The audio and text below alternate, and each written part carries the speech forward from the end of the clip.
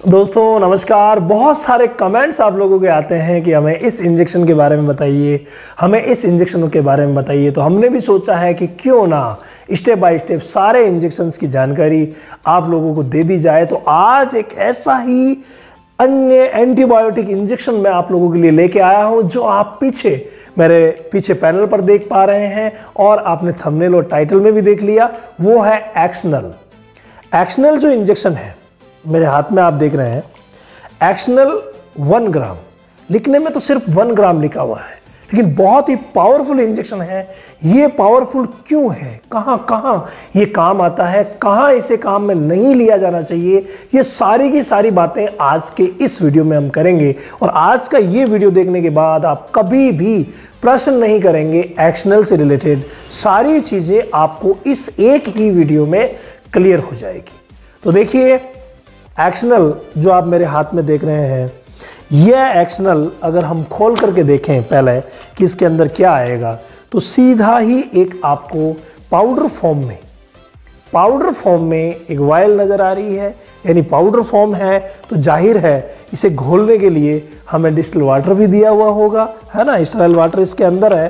तो ये है एक्शनल जो आप देख पा रहे हैं। अब इसकी पूरी डिटेल एक एक करके देखते हैं कि ये कहाँ काम में लिया जाता है, क्या क्या चीज़ें ध्यान में रखने की है, डिजोल कब करेंगे, कब इसे डिजोल करने के बाद लगा सकते हैं, कितने दिन तक इसे रख सकते हैं, और इसकी एफिकेसी मतलब इसका जो वर्क है वो कितना तगड़ा है वेटनरी में। ये सारी चीज़ें हम करने वाले हैं। तो देखिए, पहली अगर हम बात करें, पहला रेफर इसका हम लें जो ऊपर का टॉप का है, तो सेफ्टियोफर सोडियम, जिसको हम सेप्टिफर सोडियम भी कहते हैं, कई सेप्टियोफर सोडियम भी कहते हैं, ये इसका सॉल्ट है। और ये जो सॉल्ट है वो भी सेफेलोस्पोरिन ग्रुप का है।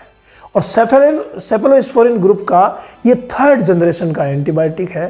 भाई ये बहुत ही शानदार है, बहुत शानदार ये काम करता है। और सेफेलोस्पोरिन ग्रुप की जैसे कि पहचान रहती है कि ये बैक्टीरियोसाइडल है, यानी बैक्टीरिया को मारने वाला है, तो ये भी बैक्टीरिया को मारने वाला है एक्शनल इंजेक्शन। इसके नीचे कंपनी ने लिखा है कि ये इंट्रामस्कुलर यूज ओनली है, यानी इसको कभी भी आईवी इस्तेमाल नहीं किया जा सकता और ना ही इसे सबक्यूटेनियस यानी कि चमड़ी में इस्तेमाल किया जा सकता है। इसे सिर्फ मांस में यानी इंट्रामस्कुलर IM यूज ओनली आपको लेना है। इसके बाद अगली जो बात है वो तो ह्यूमन यूज वाली आई है, या फिर इसमें लिखा है कि चिक्स में इसे सबक्यूटेनियसली भी यूज किया जाता है, जो कि अलग मैटर है।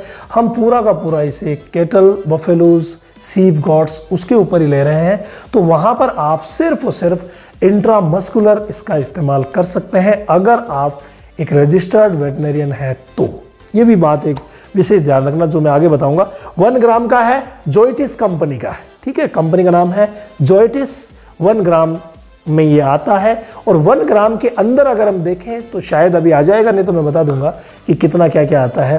तो वापस सेकेंड रेफर पर सेप्टिफर सोडियम है, स्टेराइल पाउडर फॉर इंजेक्शन दिया हुआ है, इंट्रामस्कुलर वही चीज़ें इसमें दी हुई है जो पहले वाले में थी। अब यहाँ पर ये रेपर इंपॉर्टेंट है, बहुत सी बातों के बारे में हमें जानकारी देगा। बहुत सारे ऐसे प्रैक्टिशनर हैं जो इंजेक्शन को देखते हैं फिर उसको पढ़ते हैं, लेकिन कई चीज़ें हैं जो समझ में नहीं आती। इसीलिए मैं पूरी चीज़ें आप लोगों को समझाऊंगा और फिर एक्स्ट्रा इनके वर्क भी बताऊंगा जो कि रेपर पे नहीं होते हैं। तो देखिए, यहाँ लिखा हुआ है कि स्टेराइल वाटर इसके अंदर आएगा, वो तो कोई बात नहीं। तो यहाँ पर देखिए, सेप्टियोफर सोडियम इक्विवेलेंट टू सेप्टियोफर 1 ग्राम, यानी एक वाइल का कंटेंट इन्होंने लिखा है 1 ग्राम। ये कंटेंट इन्होंने यहां पर लिखा है। और करना क्या रहता है, पूरी बातें लिखी हुई है। देखिए, यहां लिखा हुआ ही सब कुछ है, लेकिन बहुत सी बातें हैं जो छुपी हुई है, वो भी आप लोगों के लिए लाएंगे। कैटल एंड लैक्टेटिंग काउज है, यानी दूध देने वाली जो कैटल है, उनमें आप कैसे लगा सकते हैं, इंट्रामस्कुलर लगाएंगे और 1.1 to 2.2 mg पर kg बॉडी वेट के हिसाब से इसकी डोज होती है। ये आपके काम की चीज़ आई है, तो थोड़ा सा डिटेल में लेते हैं। देखिए, यहाँ लिखा है 1.1 to 2.2, है ना, ये लिखा हुआ है mg पर केजी बॉडी वेट, ये इसका इस्तेमाल होता है और इस्तेमाल होता है IM यानी इंट्रामस्कुलर, इसे इस डोज रेट में लगाया जाता है। डोज रेट कैलकुलेशन का वीडियो अभी भी पेंडिंग है, मैं आप लोगों के लिए जल्दी ही लाऊंगा कि पाउडर फॉर्म के जितने भी इंजेक्शन हैं उनकी डोज रेट आप कैसे निकालेंगे और जो लिक्विड फॉर्म में इंजेक्शन आते हैं उनकी डोज रेट आप कैसे निकालेंगे, जल्दी लाएंगे। लेकिन अभी इसी की दृष्टि से देखें तो ये जो 1 ग्राम का जो इंजेक्शन है वो लगभग 5 क्विंटल के पशु के लिए पर्याप्त रहता है इस डोज के हिसाब से, ठीक है। तो 1.1 से 2.2 mg पर केजी बॉडी वेट के हिसाब से इसे इस्तेमाल किया जाता है।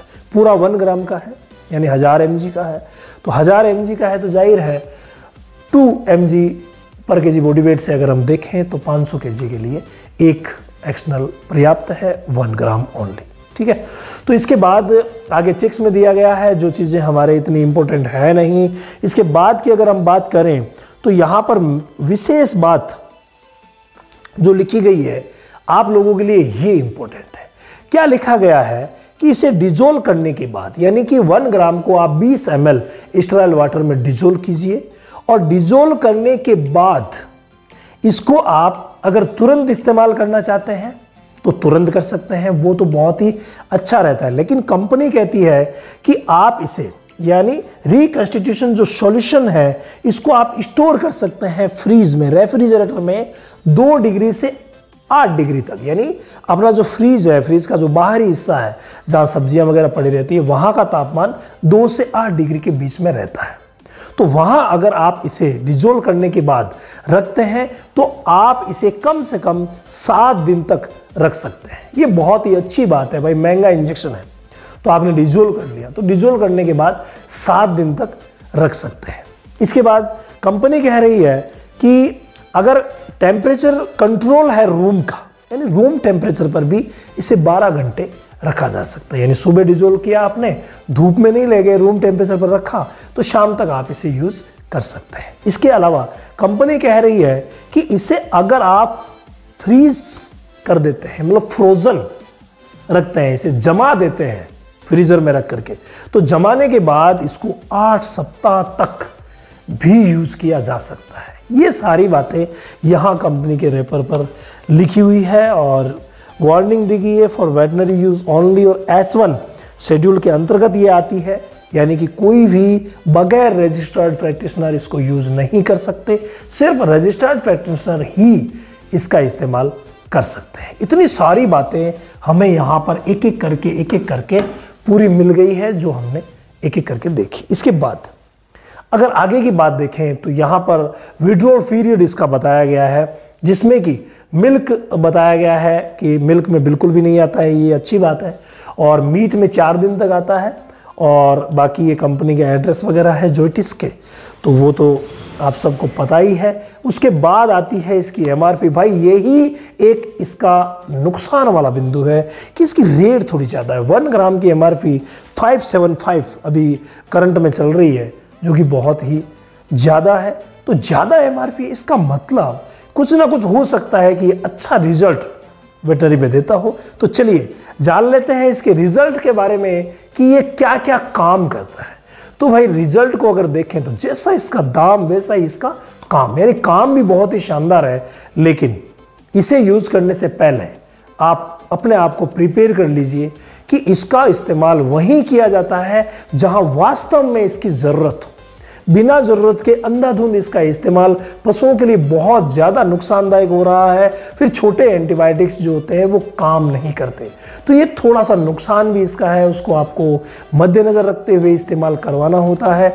इसके अलावा इसका इस्तेमाल करवाते हैं RTI में, यानी कि रेस्पिरेटरी ट्रैक्ट सिस्टम में जितनी भी प्रॉब्लम होती है श्वसन तंत्र से जुड़ी हुई, चाहे निमोनिया हो, चाहे ड्रेंचिंग निमोनिया हो, चाहे फ्लूरिसी हो, चाहे फेरेंजाइटिस हो, कोई सी भी लेरिंजाइटिस हो या फिर ट्रकियाइटिस हो, कोई सी भी प्रॉब्लम हो, वहाँ इस्तेमाल इसका होता है। बहुत ही शानदार इसका रिजल्ट है। इसके अलावा मुख्य इसका इस्तेमाल जो है वो वेटरनरी में किया जाता है जेनिटल ट्रैक्ट डिजीज में, यानी जनन तंत्र से जुड़ी हुई जितनी भी प्रॉब्लम्स है, जितने भी इन्फेक्शन है जो जनन तंत्र में होते हैं, उन्हें दूर करने के लिए चाहे वो मेट्राइटिस हो, चाहे वो पायोमेट्रा हो, चाहे आरओपी हैंडल किया जा रहा है, चाहे प्रोलप्स का केस हो, कुछ भी जहां पर इन्फेक्शन का डाउट है या इन्फेक्शन है वहां पर इसका इस्तेमाल किया जाता है और गजब का रिजल्ट इसका मिलता है। इसके अलावा यूटीआई में, यूरिनरी ट्रैक्ट जो इन्फेक्शंस होते हैं उनमें भी काम आता है।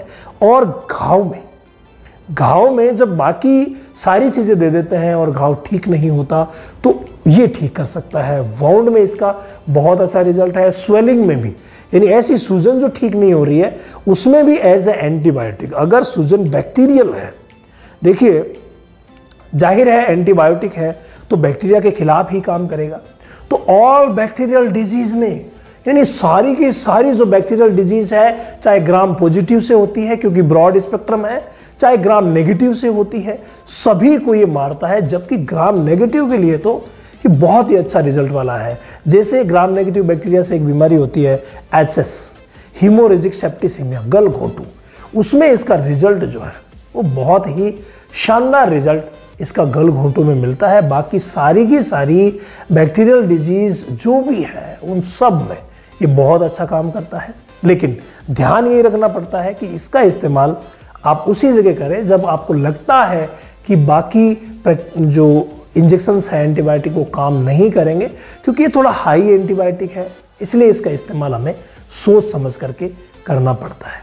इसके अलावा 100 डिग्री फ़ारेनहाइट टेम्परेचर से कम में आप इसका इस्तेमाल ना करें तो बहुत ही अच्छा रहता है। 100 डिग्री से नीचे अगर इसका इस्तेमाल करवाया जाता है तो वो नुकसानदायक भी हो सकता है, क्योंकि इन्फेक्शन जहाँ होंगे वही काम करेगा। बगैर इन्फेक्शन के तो काम करने का कोई मतलब ही नहीं है। इसके अलावा इसे किसी भी अन्य इंजेक्शन में मिलाना भी गलत रहता है। प्रेगनेंसी में ये बिल्कुल सेफ है, यानी प्रेग्नेंट एनिमल्स को आराम से लगाया जा सकता है। इसके अलावा जो दूध देने वाले हैं उनमें भी कहा जाता है कि एंटीबायोटिक बहुत ज़्यादा दूध कम करते हैं, तो ये इतना बहुत ज़्यादा तो नहीं करता, लेकिन इसके साथ अगर कैल्शियम के या मल्टीविटामिन इंजेक्शंस लगा दिए जाते हैं तो ये दूध पर भी कोई खास प्रभाव नहीं डालता है। तो इस तरीके से उम्मीद करता हूँ कि एक्सनल से जुड़ी हुई सारी जानकारियाँ आपको मिल गई है। अगर कोई भी बिंदु आपको समझ में नहीं आया है तो प्लीज़ आप हमें कमेंट कीजिए, हम आप लोगों के लिए लेके आएंगे उससे रिलेटेड कंप्लीट जानकारियाँ।